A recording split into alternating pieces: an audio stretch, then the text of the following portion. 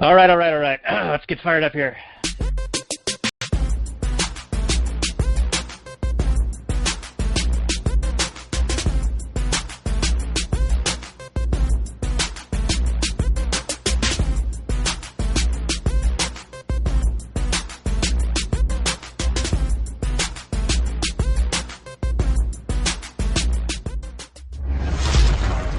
Maximum freedom. Read. Stay on target. Maximum freedom. Stay on target. Maximum freedom. Read Rothbard.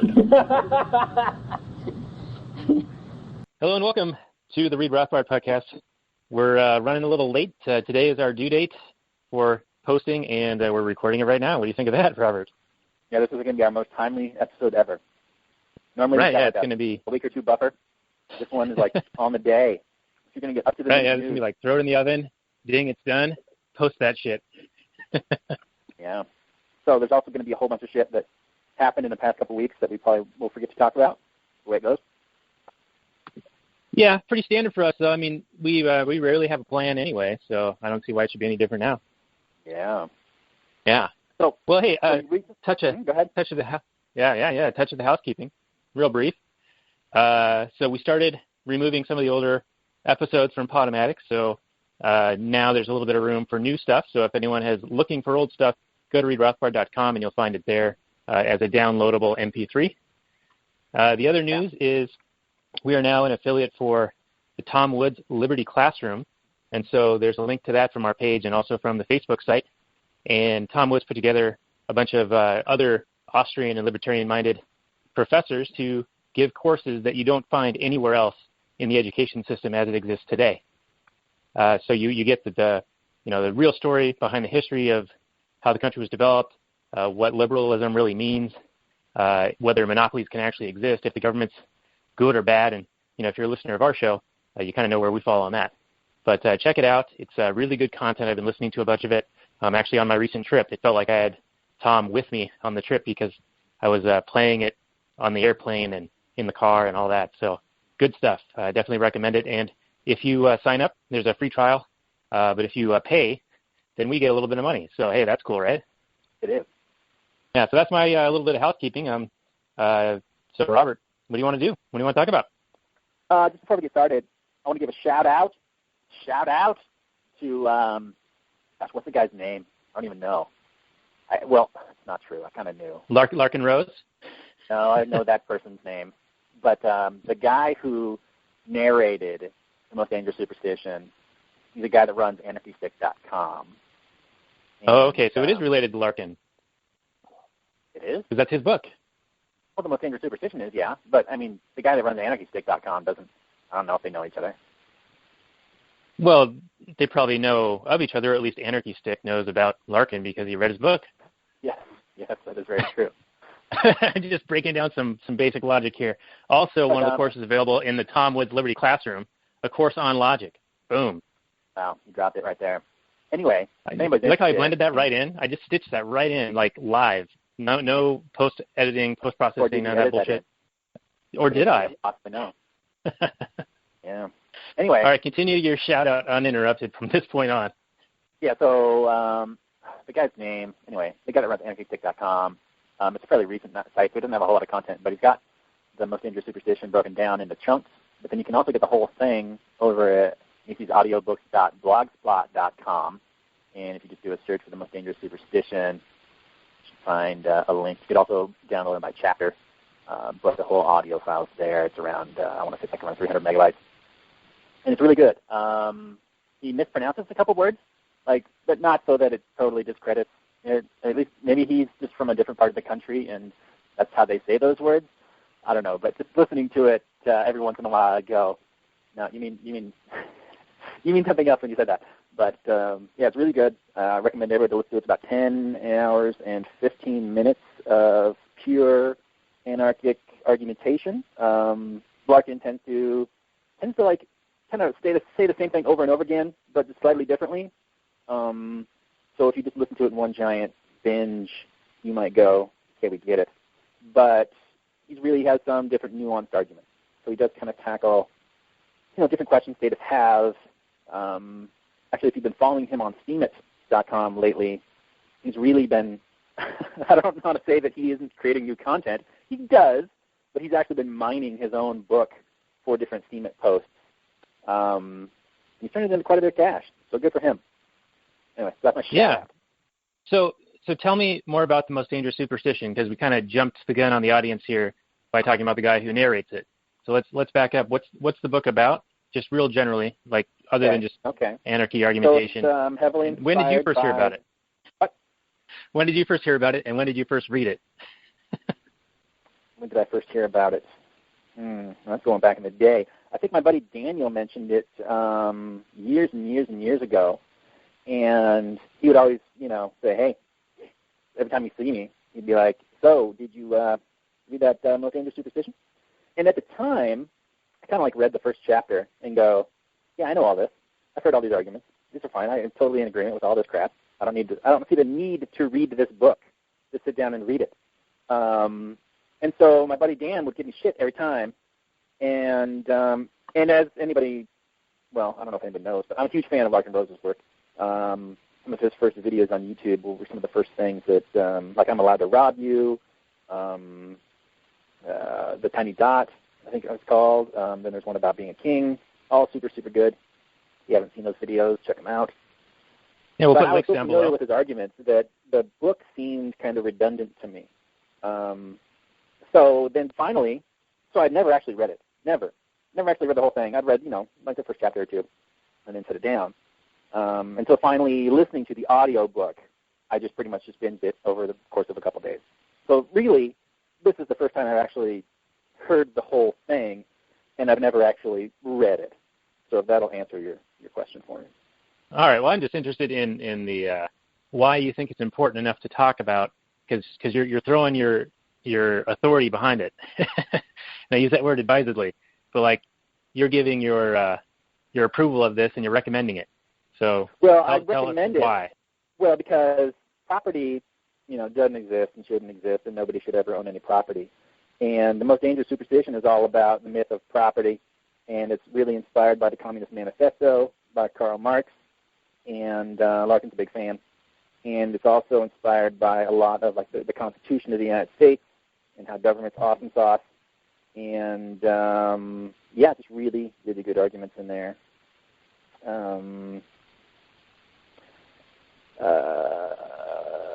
don't know what to say about it. It's one of the foundational documents of anarchism. Anarcho-communists seem to think that anarcho-capitalists aren't true capitalists, and anarcho-capitalists seem to think that anarcho-communists aren't true communists, or aren't true anarchists.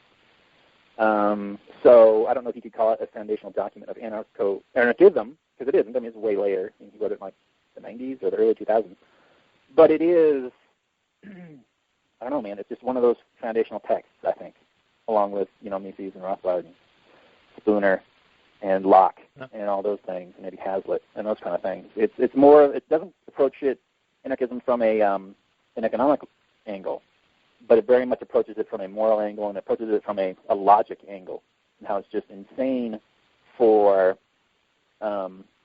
the entire idea of government is just insane. The idea that you could give a right that you don't have, that you could vote power to other people, to dominate other people.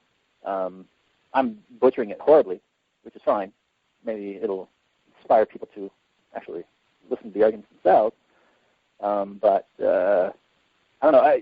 I listened to the whole thing, and I found, very few things that I disagreed with. Very few things. I mean, there's no one book that you're going to completely agree with entirely. But, I don't know. It's all super good, highly recommended. I know you're not a fan, but that's fine. Maybe I'll convince you someday. So a fair amount of jest in that. I think, are you saying that inspired by the Communist Manifesto and Marx and the Constitution, in that he tears them apart? You would have to wait and see. Spoiler alert. Geez, Daniel. Well, you do recall I have read the book, and I'm a fan of Mr. Rose, of course. Oh, so you know then.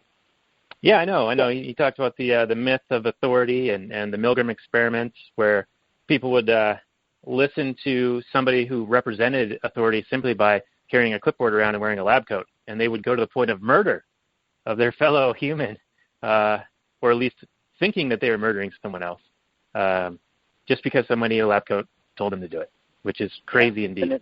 And he also brings up the Stanford prison experiment, where they had to cut it short because they just arbitrarily picked, one student to be a guard and another student to be a prisoner, and they divided them up that way, just randomly.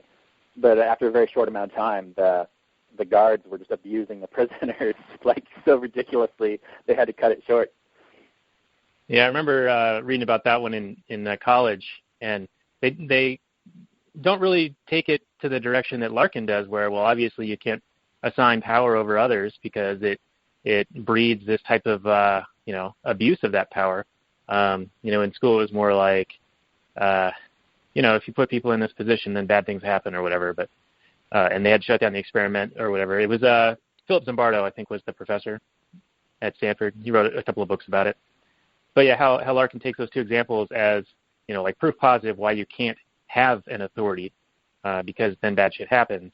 But then you're right. He does talk about the logical end of it, where he asks the question: if you, Robert, don't have the moral authority or ability to do something, and I, Daniel, don't have that same moral authority or ability to do something, then how can we transfer that to someone else? How can we give someone else the ability to morally justify what they're doing?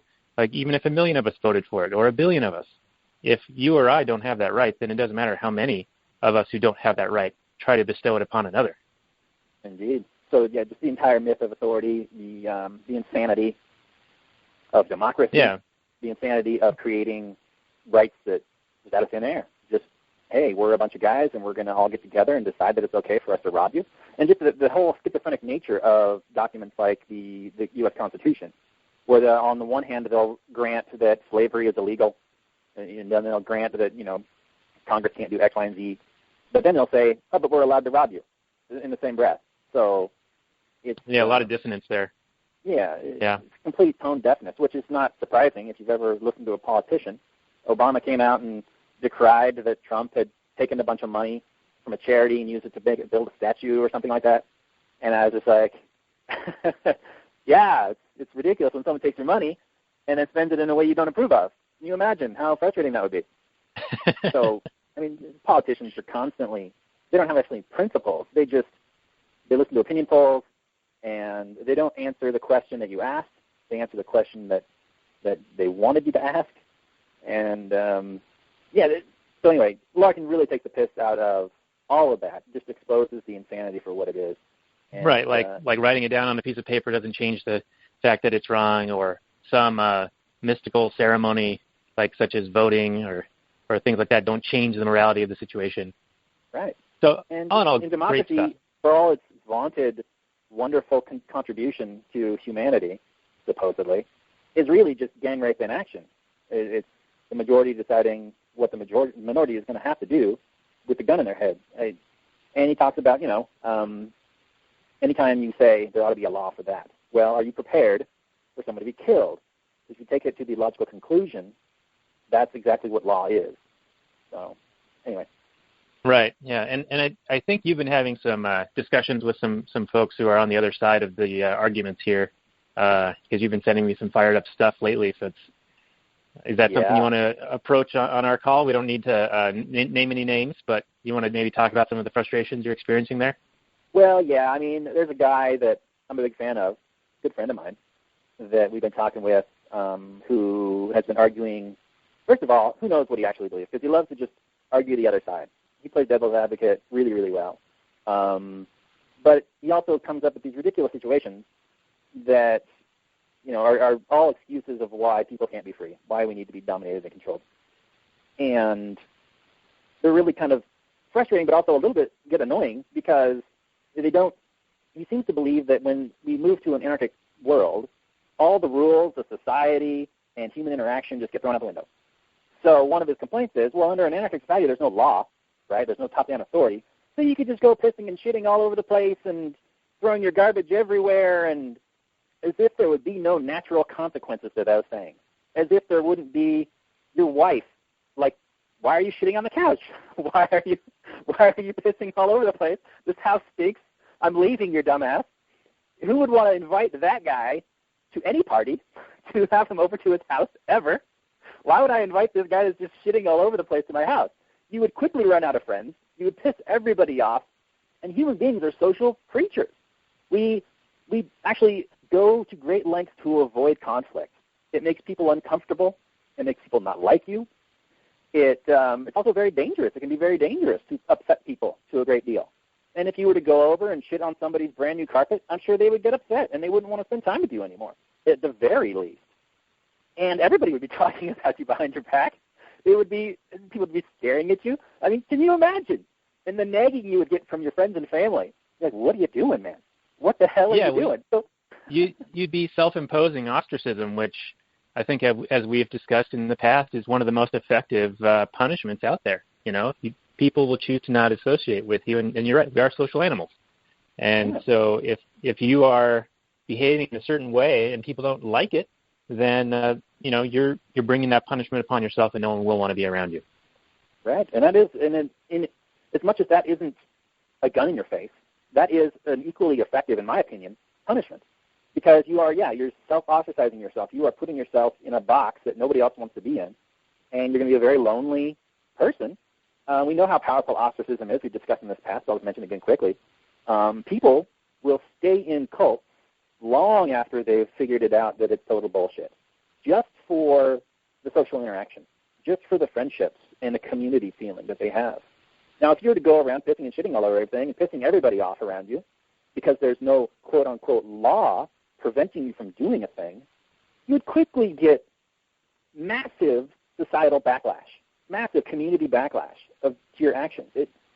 It's nonsense, and it's a really strange argument to make against the idea of freedom, because just because there isn't a gun in your face doesn't mean there isn't consequences to your actions at all times. Right, and then if the actions that you're perpetrating are in violation of the non-aggression principle, then those repercussions can be violence. You know, sure. If someone is defending themselves, then violence is certainly at times justified. Obviously case by case business, or situation. But it sounds like some of the arguments that you're getting from this person assume that violence is only used for offensive and domination purposes, and he just throws out the window any case of justifiable self-defense. Yeah. So it's been as if people would not defend themselves. Right. As if right. Yeah. So another one of his arguments is that as soon as there are no laws, then instantly warlords will just pop up and start taking over everybody. When in reality, anybody who's going to just go around using violence is going to suffer a massive market disadvantage. And who's going to want to do business with somebody if you know they're just some violent, crazy person? Right, and you're talking about in Libertopia, right? Like sure. In today's society, this reminds me of that tweet I sent you, the screenshot of. What did it say? It was from Michael Malice. Do you have it in front of you, or do you remember what it said? He goes, if these jihadis just want to go around killing people indiscriminately, why don't they just run for office like a normal person? Exactly, right? It's gold. I mean, that's essentially what our friend is arguing, that is a problem with Libertopia, but happens every day today. Right. And he doesn't also acknowledge the idea that, claim that like the mafia will just take over. Well, the mafia exists where some activity or, some voluntary activity or some product has been just deemed illegal. So the mafia runs drugs, prostitution, gambling, that sort of thing, alcohol, pretty much created by government. They don't, they run the black markets. In Libertopia, those things would all be legal. So what would their mafia be? The mafia is essentially violent because they have no access to the courts. They can't call the cops when, they're attacked or whatever. They have some issues they need to deal with. You can't sue somebody that, whatever for some, illegal deal that you just did. So by very nature, since their, legal options, quote unquote legal options, are denied to them, they are essentially forced to, establish, their own justice or what have you. I'm not defending mafia violence, but you got to admit that they are essentially a creation of government. And it seems to be that most people who complain about almost everything in the world give government a pass and blame the reaction to government by people just trying to survive in the free market. Now, obviously the violence of mafia is horrible, but I was recently trying to watch a movie called The Corporation, which is this massive, trendy, Michael Moore type documentary that seems to have zero understanding of economics. In it complains about sweatshops as if the argument, and Woods has mentioned this recently, as if the argument is between, working and just going to school and just being a kid running around. But no, the choice is between working and starving. It's not that the parents of these kids want them to just work to death. They have to just survive. So it whines about that. It whines about basically the power of corporations, which is a good thing to complain about, the fact that they have limited liability, the fact that they are treated as a person or what have you, the fact that they can essentially be super risky and suffer no effect of that risk. So they can make these massive risks, and then their personal possessions, their personal income is not at stake or not at risk. And that's all protected by government, fiat, and violence. So it's not that corporations are necessarily, companies are necessarily evil, but when you've got these government protections, that's where the problem comes in, and nobody seems to identify that. At least the movie doesn't, that's for damn sure. Yeah, well, if I can take it back just a couple of steps, yep. You were talking about how the mafia can't appeal to government to solve their problems for them. Right.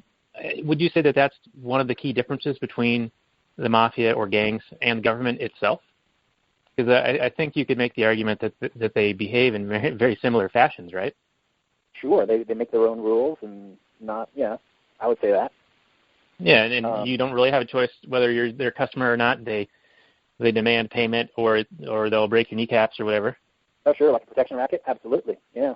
The government is absolutely a very successful protection racket. Well, they'll just walk into your local deli and say, hey, looks like you could use some protection. From who? From us. From us. So, you better pay up. And we'll protect you from all those other guys. All those other guys that are secretly out to get you for some reason. Yeah, so, I mean, if you look at it from, like, the Larken viewpoint, what they're engaging in their unwarranted authority, where they try to make the immoral moral by having laws and magic ceremonies about it, they're essentially committing crimes, right, against what could be considered natural law or violations of the non-aggression principle. And so, in effect, they are organized crime, and hence no different than the mafia. Completely agree. The other point I wanted to make was that you were saying the mafia exists because certain enterprises are illegal, and therefore they're open for control by a mafia organization. I would also argue that the drug trade and gangland violence in inner cities is also related to that. Like, if there weren't prohibitions on drugs, then where would gangs and things like develop from? If you could just go and buy drugs, whatever you wanted, whenever you wanted, like from Amazon or wherever. Or the Silk Road before he got thrown in jail for life. Right. But, what turf would anyone control, Like, what violence would be incited from that? And beyond that, and we've touched on this before, we haven't really dug into it, but the reason that so many of these people are attracted to this situation is because other opportunities are not afforded to them because of such progressive policies that are intended to, quote-unquote, help them, actually harm them.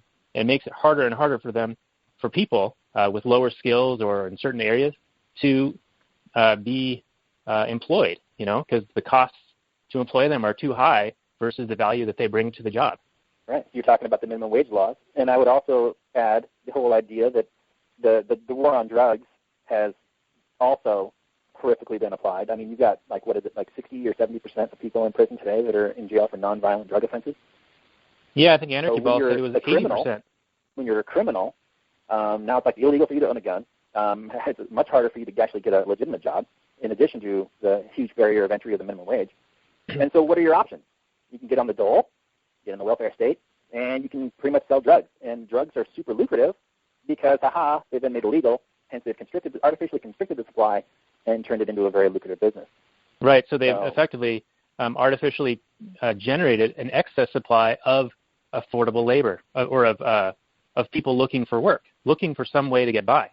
Mm-hmm. You shut off their avenue of being able to get jobs, and then you provide a shortage in some other area that drives up the demand for something and hence the price, so it's worth the risk. So it's like a no-brainer to join a gang and start slinging drugs. Right. Like, you'd be foolish not to. Yeah. What are your options? I mean, at that point, what are your options? Like you're saying, it's foolish enough. You can go into the military, or you can sell drugs, or you could like work at McDonald's or be on the dole. And you brought up the sweatshop thing. In my mind, this is far worse than a sweatshop, and that's what liberals are upset about, are sweatshops. But this is far, far worse, because this is some entity taking away opportunity and then only leaving left behind something that's dangerous and allows that same entity to persecute them. A sweatshop is there because the labor is a lower price, and they can manufacture their goods at a lower price and hence sell it to people at a better price so that they have money for other things. It improves the standard of living for everybody. But this prohibition on drugs and this push towards engaging in that kind of activity and removing opportunities through the minimum wage and similar legislation is completely opposite. It's taking away opportunity. And never mind the hypocrisy. And Larken gets into this in his book, The Most Dangerous Superstition. The hypocrisy of a cop going out and busting someone for having marijuana. And then after the bust is over and he goes home and he cracks open a beer. I mean, you're talking about two mind-altering substances. One is just arbitrarily made illegal. You classify these drugs. It's just a smattering of what's illegal, what's not. Who knows? The pharmacology in the world is so complicated. There are literally thousands of drugs. And it seems to be this roulette wheel that deems this is really bad for you. Oh, no, this is good for you. None of it's motivated by any kind of principle in any way whatsoever. So the sheer insanity of it all, well, it's the sheer insanity of government. It makes no sense. It's just completely arbitrary. It's just reaction, problem, reaction, solution.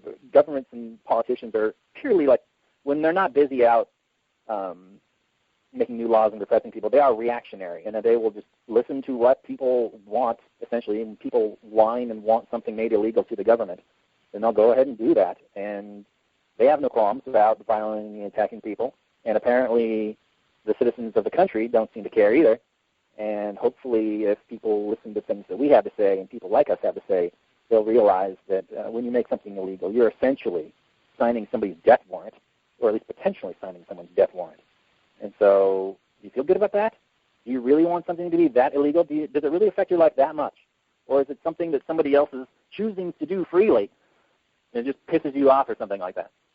Yeah, well, you're certainly putting more people at risk by having more and more of these laws. Right. And I think we said there's at least, 10 or a dozen felonies that people commit every day in their everyday life just because there's so many different laws out there that cover so many things, and they're so contradictory and overlap and conflict with each other. How can you enforce? Absolutely. Yeah. How can you ever know whether you're doing something wrong or right? Unless you appeal to a certain objective, rule, which is something like the non-aggression principle, where you're basically not initiating violence. It's okay.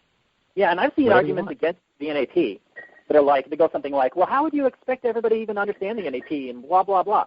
It's like, are you kidding me? The NAP is what, like one sentence? How many freaking thousands of pages of rules and regulations and laws are in this country? Yeah, really something like 80,000. Basically the golden rule.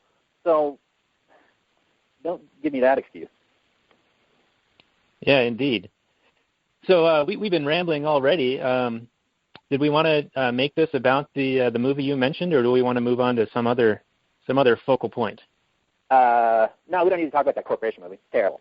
Yeah, I saw it probably 5 or 6 years ago, and at the time, I was still in the searching stage, and so I was like, oh yeah, corporations bad, evil, Yeah, they're fucking up our air and our water, and they're GMOs and Monsanto and shit. And there are some legitimate, reasons, but it's almost always due to interactions or caused by government as the ultimate cause. Right. People are constantly whining about, governments or corporations need to supply X, Y, or Z. Like, you've said this in the past. You've talked about in the past with 401ks and that sort of thing, like certain benefits packages that people will say corporations have to supply. And it's all through violent government fiat. I mean, get out of the marketplace. And I don't really know where I'm going with this. Anyway. Well, yeah. What I think you were saying was that those things in the past, the 401ks, developed to counteract a previous government intervention in the marketplace. And so companies trying to get around these restrictions on, like, salary that they could pay people. Like there were limits on what you could pay people.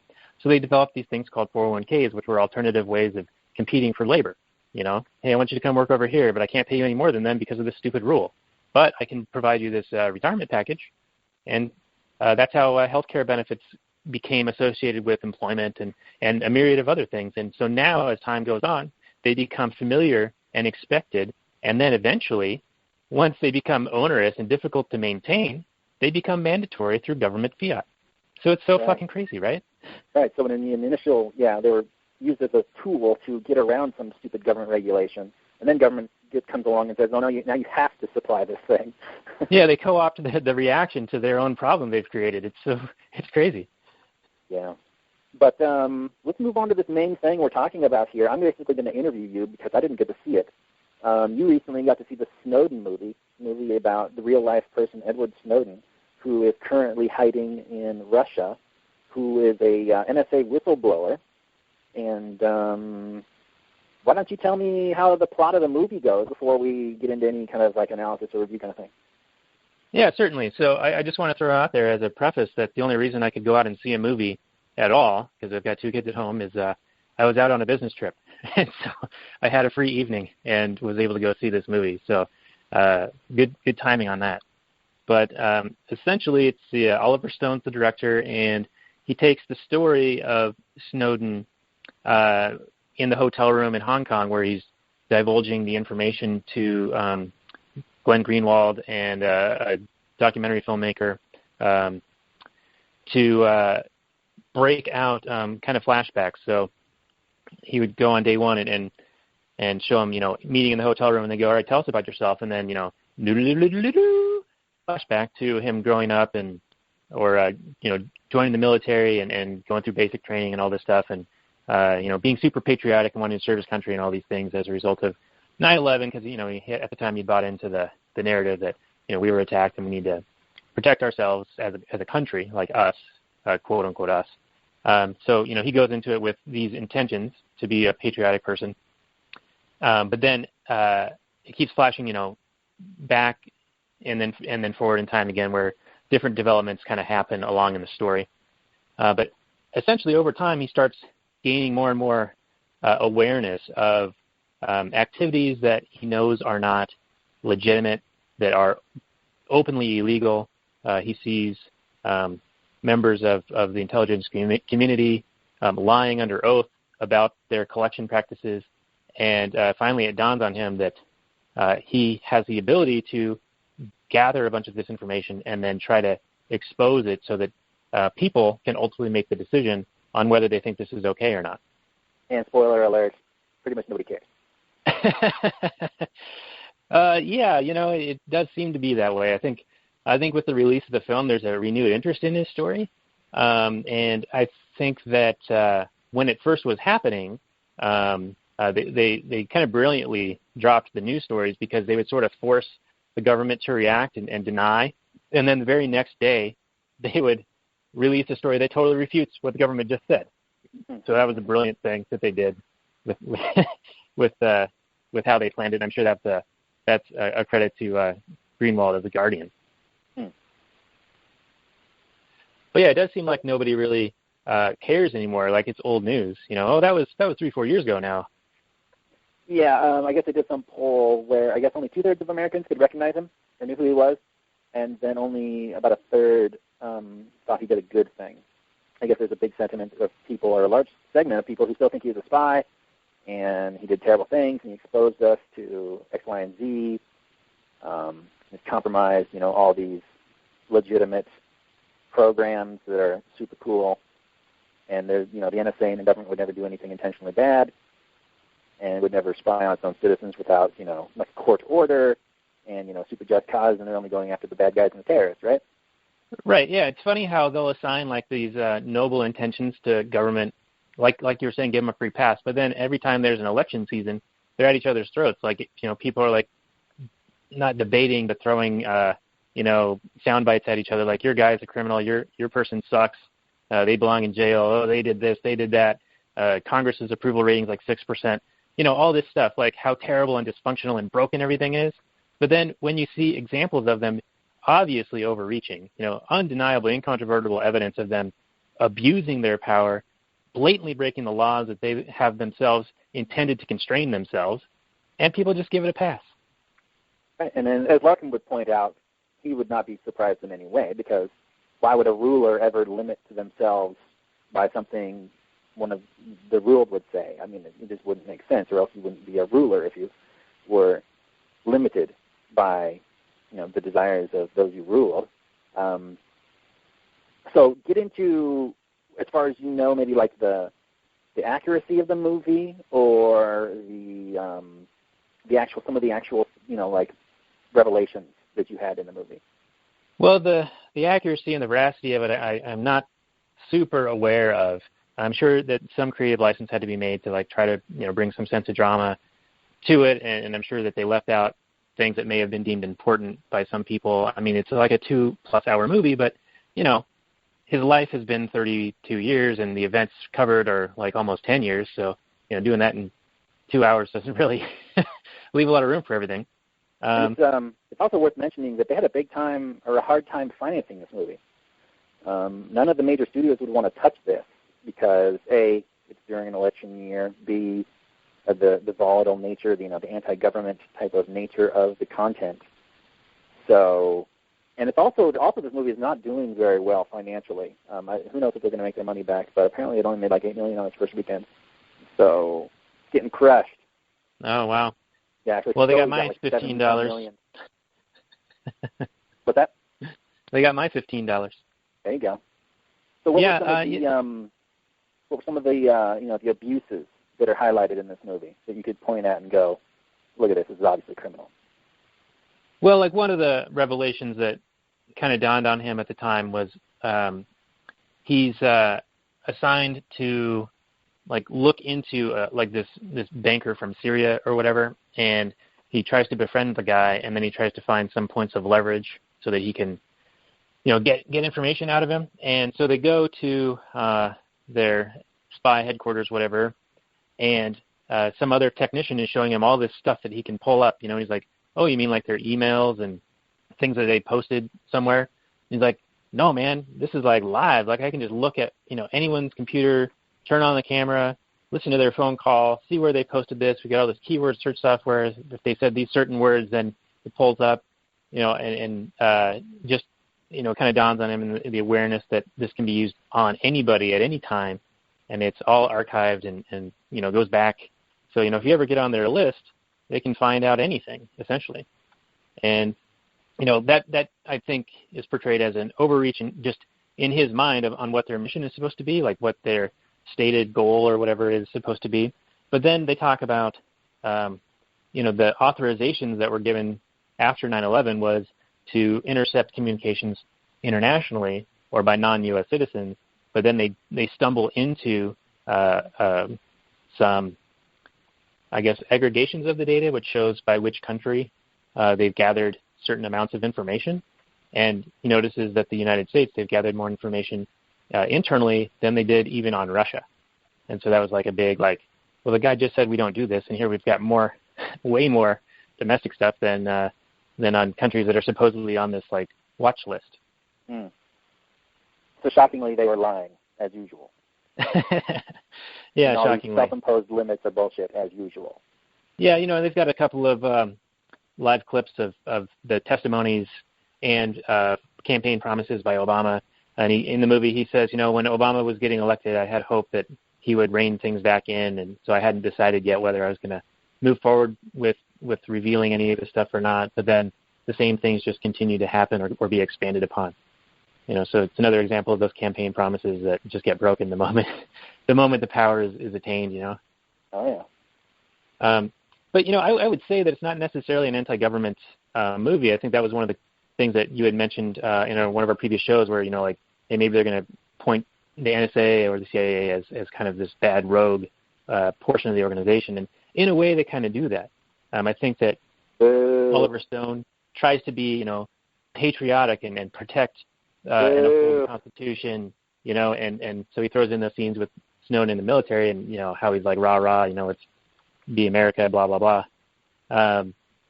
But because it's so all-encompassing. I mean, it's not just those arms of government, but all the way up to the president. So in a way, it's like there's all these bad actors. They're certainly not questioning, like Larken would, or like the non-aggression principle would imply, or Murray would, the legitimacy of government to begin with. So would you say that the villain of the movie is what?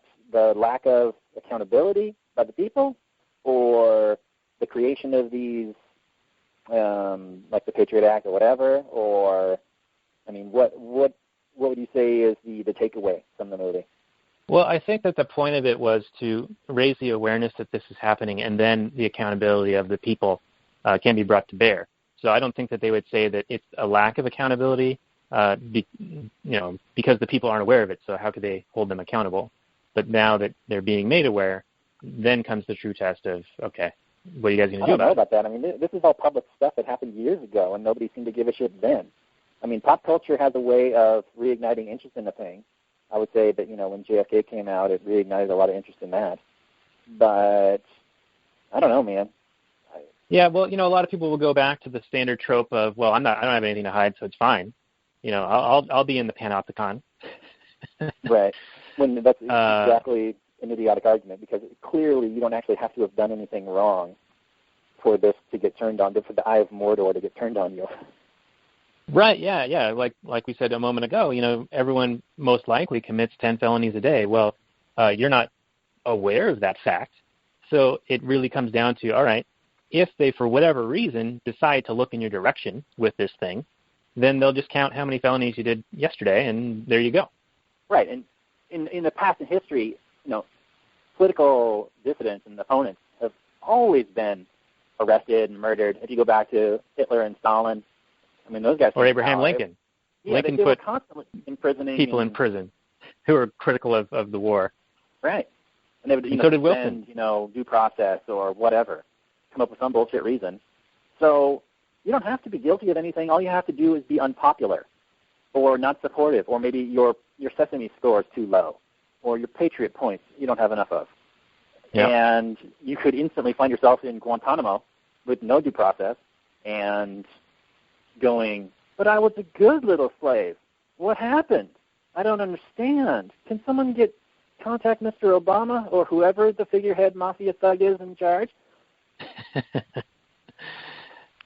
Yeah. I think overall it was a good movie to see.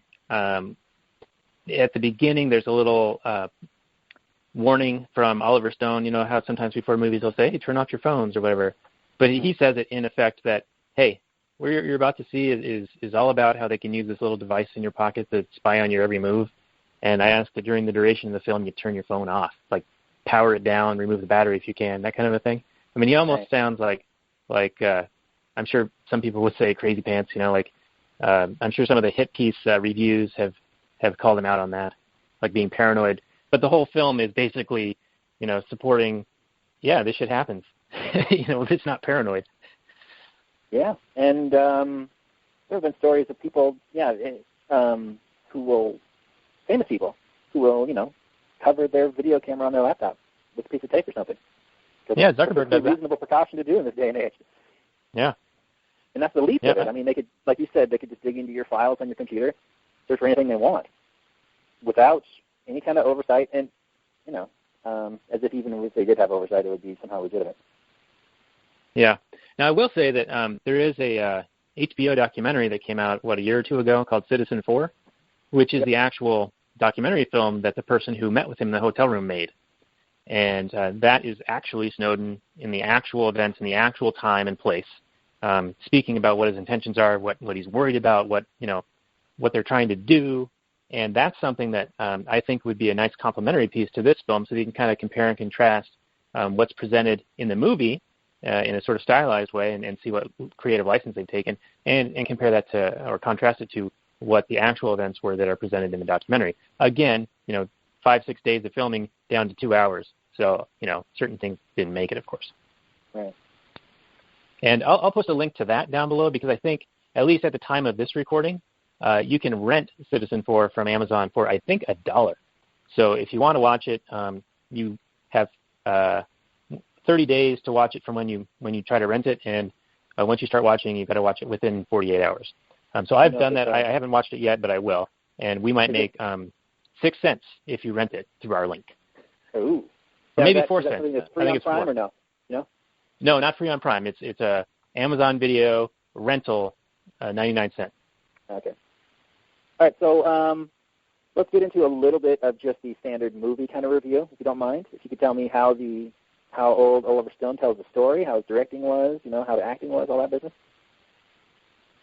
It seemed pretty good. It's got Joseph Gordon-Levitt, and he's a decent actor as it is. He's been in like Inception and things like that, and I find that he's entertaining to watch. They voice coached him or whatever to have this really low voice, and it's a bit it's probably a bit much, especially if you actually hear Snowden speak.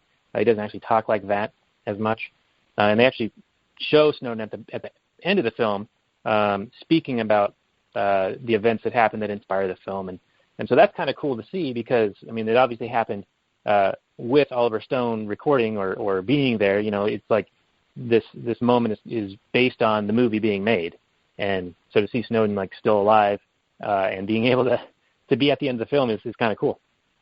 Sure. Yeah. I think there was a John Oliver interview where he actually interviewed Snowden. He went to Moscow, and Snowden showed up to some hotel room across from like the old Kremlin or something like that. Yeah, I remember seeing that and thinking that as much as I dislike this guy, John Oliver, he didn't do half bad with Snowden. Right. Yeah. I think it's one of those things that people on the left, will see in him a heroic act where more military pro-cop type, pro quote-unquote law and order types will see him as a traitor or a spy.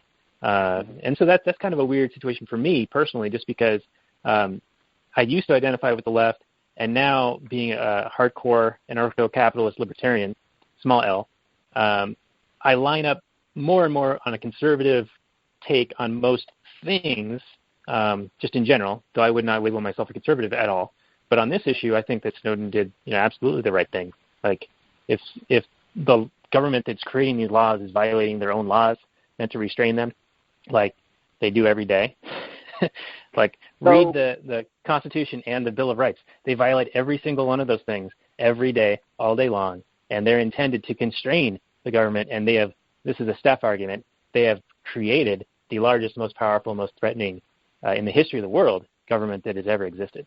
Right.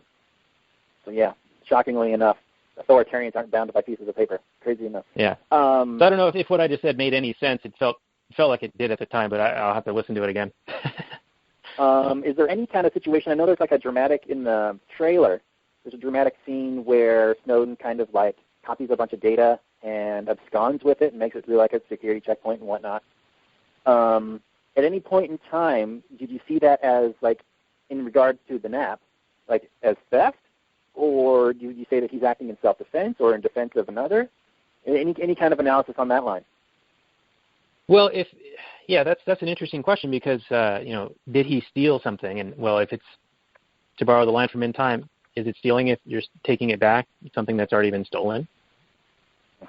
So were they the legitimate owners of the information? And I would argue no. Did he steal then? Because all I've seen is the trailer, and all I see is a little jump drive that he hides in some sort of a thing.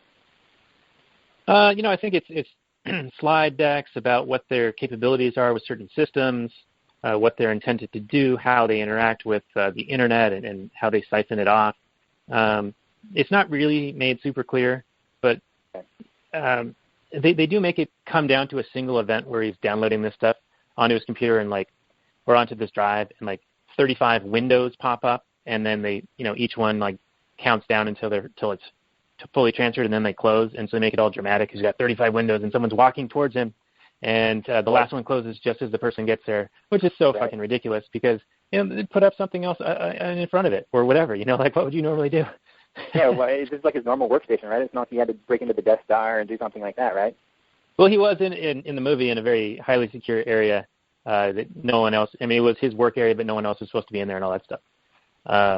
But I guess in real life, he took the information over time, so he was doing it on a consistent basis for a period of time, like days or weeks. I don't even know. So this was just compressed down into one event for the movie then? Right, yeah, and you have to have that dramatic scene like you were saying. Yeah. Okay. So you definitely felt that he was acting perfectly in concordance with the NAP? Yeah, because the information was being stolen from you and me. You and I have no intention of somebody intercepting this. I mean, it may be a fact of life, just like when I went through the airport, I got, gate raped. And, as far as that goes, it was as pleasant as it could be, but it certainly wasn't a choice. It was just a matter of consequence that if I wanted to travel that day, that's what I had to do. Okay. Right on. So would you recommend the movie? What's your kind of like overall rating of the movie? Well, it's certainly not like blockbuster movie material as far as like you're going to go there and be entertained. But I think it's an important film to see. I think that I haven't watched Citizen 4 yet, but I will, and I think that it will complement it. And so my recommendation at this point, until seeing it, is to others, check out both. And see it in the theater so that maybe more movies like this get made, or, so that this movie does well? That's an interesting question also, because does that play a role in whether movies get made, do you think, as much as it used to?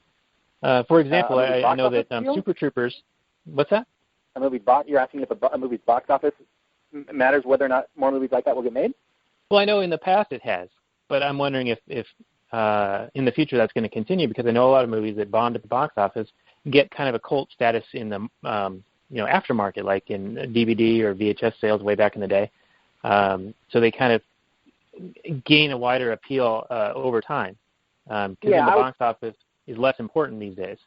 Well, in one sense, I think you're right. That the movie will, enjoy a long life, it has long legs after the fact, but that doesn't necessarily play into whether more movies of that will get made, especially by that particular creative group, because you need to make your money back while, everybody's still alive, while everybody's still of a certain age, so they can continue, before they move on to other projects and get involved in other things.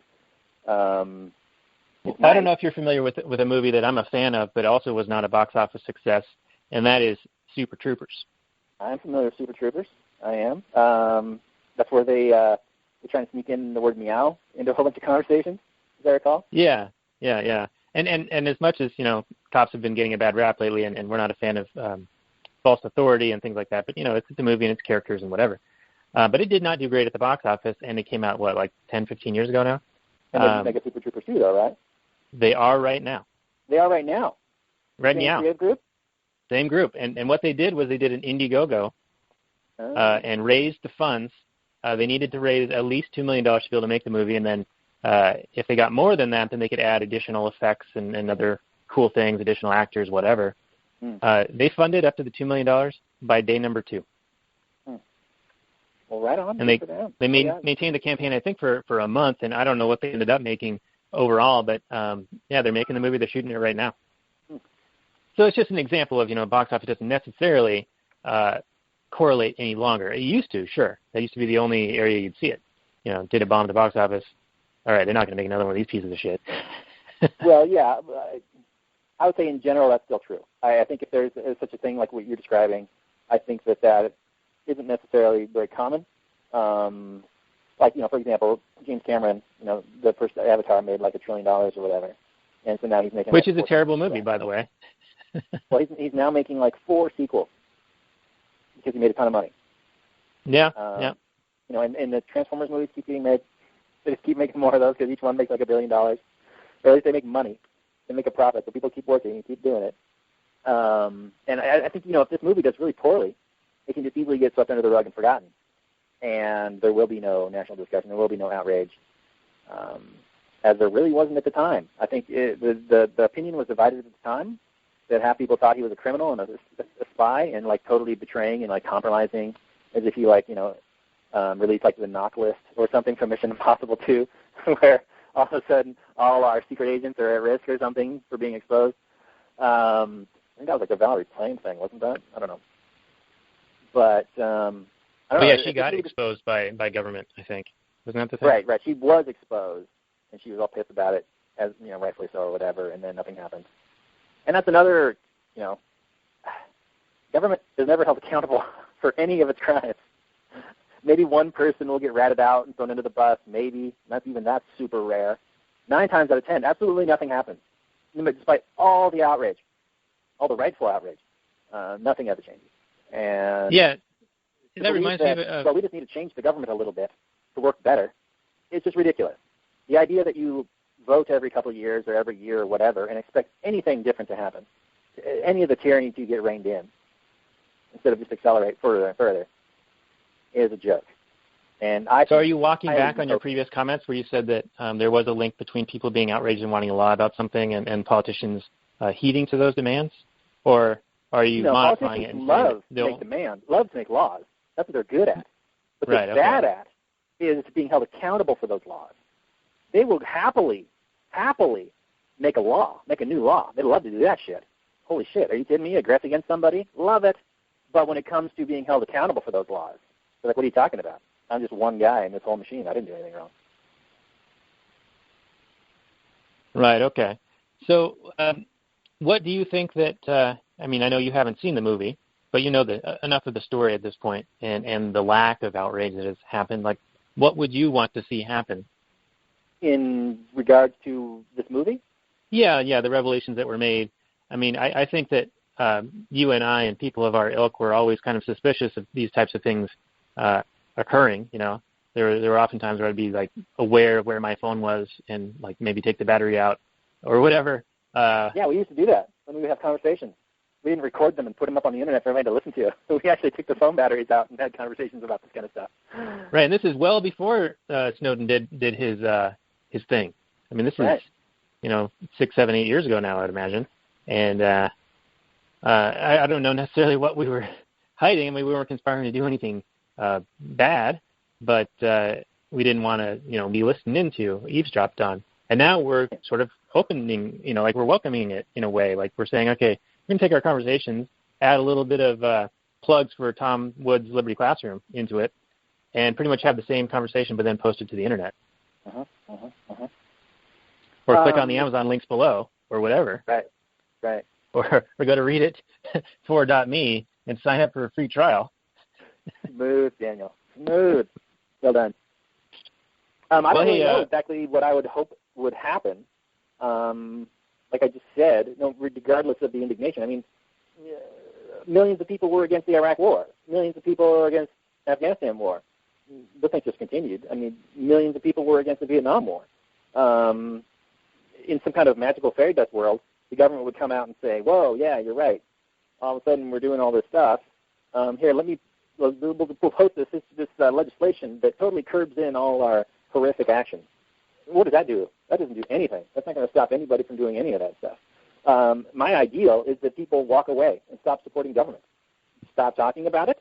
Stop talking about it in a way that is positive or in any way that government can do a thing or ought to do a thing.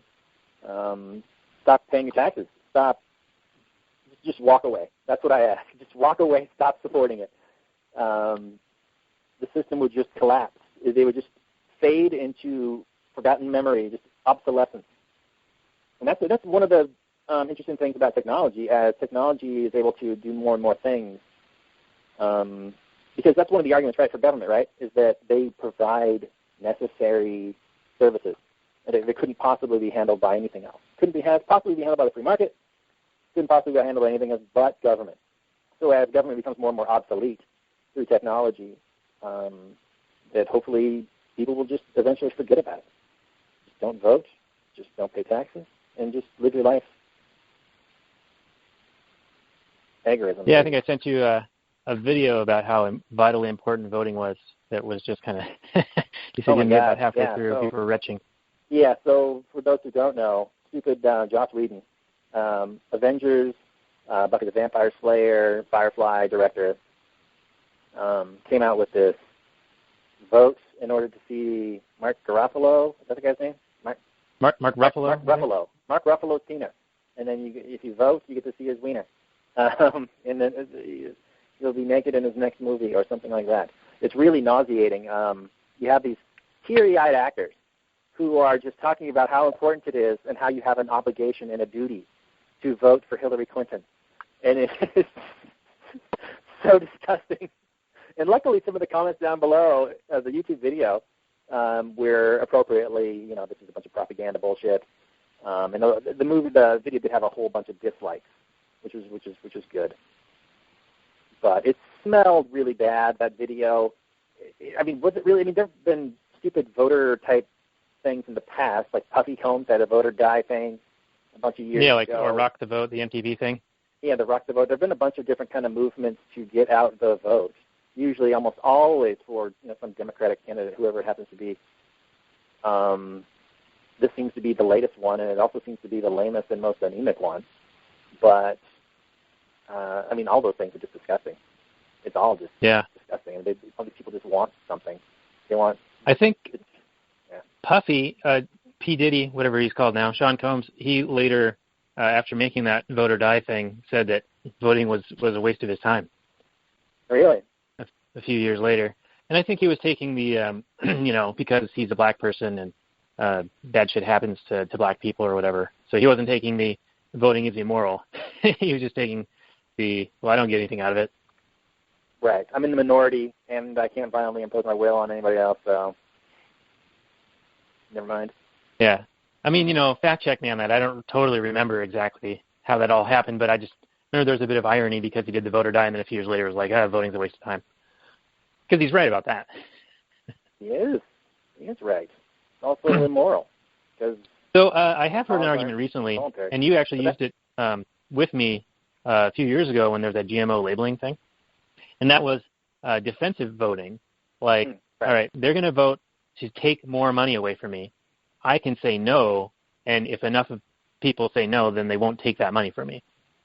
Yeah, it's a pragmatic argument, I guess. Are you arguing that the NAP supports this? Well, yeah, I think the NAP would, because you're basically saying, hey, in this one arena where you're giving me like some limited, minute amount of opportunity to say no, don't aggress against me, I can do that. Okay, so this reminds me of a Stefan Molyneux argument, where a little bit of violent aggression prevents a greater violent aggression, where he argues that we should close the southern border with America and Mexico, and you'd be violently preventing Mexicans from entering America in order to prevent the larger violence of Mexicans voting for an increased welfare state. So the two arguments strike me similarly in that you would be voting, which is a command, to forcibly tell the government to, what did you say, vote, the lower taxes? Is that what it was? Yeah, well, the example locally here is that I see a bunch of signs saying vote yes for parks, and so, your taxes will go up to pay for that park. I see. So you like Ron Paul. Defensively, I could say, no, don't take more money from me and don't build a fucking park. Okay. Which I think is a little bit different than, build a wall to prevent people from coming in, which I think they're a little bit different, though I can see some similarity, like you're saying. Yeah. There are nuances. I still think it legitimizes the system regardless. Even if you do, log in just to vote no, which is, I suppose, in a self-defensive way. But then you can also use that to argue that, well, I'm going to vote for Clinton self-defensively because I think Trump is a greater threat to me. And that's that was that Eric Peters thing, but opposite. Like he thought that Clinton was going to be worse or something, so he's saying that he would prefer Trump. There's always some kind of justification saying that, well, I'm going to vote defensively. I'm going to vote for the lesser of two evils because it's defensive. Yeah. I still think the vote is a command. It legitimizes the system. And it tells politicians that there are people out there that want you to rule over them. It is a request for domination. I mean, again, if someone wants to go out there and vote no against having their taxes raised, I'm not going to rail about that. That's so far down on my list of things to worry about, people voting defensively, that, it's really a minor quibble, kind of. Although, I would say that it legitimizes the system. And I think the more that we can just walk away, like no matter how much they vote to increase our taxes to pay for some piece of art or whatever, the real answer is just walk away. Just don't pay them. The tax collector comes to take the money. You go, you're a thief. Get away from me. Yeah, or find a way to go through the loopholes that they provide. Like I sent you some things about Puerto Rico where if you reside there, you can get your tax rate down significantly, like down to like 4% or something, which, they're still stealing from you, but a significantly lower amount. Yeah, that Puerto Rico stuff is very interesting to read. If you want to reduce your tax burden, which everyone has, I think, an obligation to. You have an obligation to yourself and to how much you value your own time and effort to reduce the amount you're stolen from. So absolutely, check out ways to, if you still want to, survive, because it's also a pragmatic argument. Hey, I don't want, men with submachine guns to show up at my door, which is what the fucking IRS does. They send teams, SWAT teams, essentially. They don't do it all the time, but they've done it. Yeah, check that out, Puerto Rico. You don't even have to reside there, is that right? You just have to set up some sort of company and then kind of filter all your money through there, is that right? Or set up some sort of an investment fund? No, there's quite a few requirements that are necessary to meet in order to qualify for the tax rates there versus being taxed in the U.S. I think that whatever Peter Schiff was able to do meant that he didn't have to live there himself, but I think that for many of the options that are there, you have to like reside there and have it be your primary base of residence and of business. Mm-hmm. Mm-hmm. I don't know if anyone were interested in looking further into it. Simon Black, he's got some pretty good general information about it, but you probably want to speak with an attorney to make sure that you don't do anything improperly and end up on some kind of a list. Even though you're probably already on the list. Yeah, even though. Yeah. Well, that was an interesting discussion, Daniel. Yeah, I thought I might have had a little bit more, but we've probably been on here long enough to qualify as a show. So if we want to start wrapping up, you want to give us an update on the things that you've been working on? Not necessarily. Work continues. I might be where I'm currently at. It sounds like I'm going to be here through the winter. Work continues, but I am painfully slow. So it's frustrating to me, but it's the way it is. It's going to be really good when it's done, though. So look for that. Yeah, well, that's cool. Well, hey, I got to mention, not just for the podcast, but for you, the Tom Woods stuff is actually really good. He breaks it down to the very building blocks, his course on government. So I highly recommend that you check that out if you can somehow. And, same with the listeners. I think it's really good stuff. It's a lot of content. It's something like 90 lessons, and they're each roughly a half an hour. And there's reading assignments, and there's reports or writings that you need to do. I mean, I haven't been doing any of that stuff. I've been doing the listening stuff while I've been traveling. But, it's good stuff. So check it out. Check it out. All right. Tom Woods. Interesting fellow, seemingly. Maybe I'll see who that is. Yeah, I'm a big fan of his and also of Larken's. Larken is a more in-your-face, call them the bastards that they are, and Tom's a little bit more cordial. Maybe a little too cordial sometimes. But he's a good resource. He definitely knows the arguments. He's been doing it for a long time. He has a deep economic background, really knows his stuff. He is awfully nice sometimes. He doesn't necessarily take his interviewees to task as much as I would like, but it's hard to argue with the guy's amount of material that he put out. Yeah, indeed. Well, hey, Robert, thanks for joining me, especially at the last moment here. Today is the day that we're due to post the show, so here we are wrapping it up now. We've been the Read Rothbard Podcast. We run readrothbard.com. We've got a Facebook channel, facebook.com/Read Rothbard Club. A bunch of lectures and books and articles, this podcast, a bunch of other stuff. Ways to support us, all that other, I don't know, it just goes on and on. The list keeps getting longer. Yeah.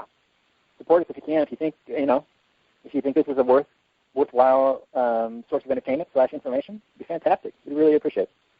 Yeah, we got a lot of ideas in the old heads here, the old noggins that we think will provide a lot of value. So if you've got anything that, just ways of encouraging us to push on is helpful. One other thing I wanted to ask you, Robert, is I posted a video of a bunch of memes, a bunch of Murray memes, and I set it to some music. It's like 3 or 4 minutes long, and it turned out really, really nice. Have you had a chance to check that out? I'm vaguely remembering you send me something like that. I don't think I was able to watch it at the time. If you could resend that, I will definitely check it out. It might take me, like a half an hour to load, but I'll check it out. All right, sounds good. Well, thanks again, folks. Appreciate you joining us for this, the 20th, I think, episode of the Read Rothbard Podcast. My name is Daniel, and my co-host, as always, has been Robert Johnson. So good night, folks. Thank you very much. Take care, everybody.